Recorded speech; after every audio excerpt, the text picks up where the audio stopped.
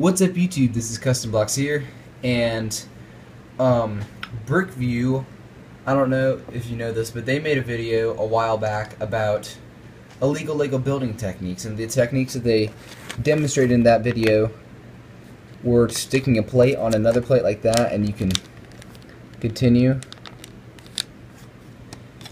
and by sticking the snot plates into some blocks to hold them together like so.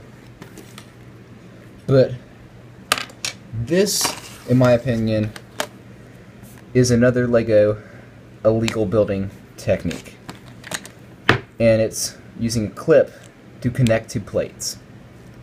And what I'm doing right now, you can make like a helicopter rotor or something like that. This is, in my opinion, the most illegal Lego building technique.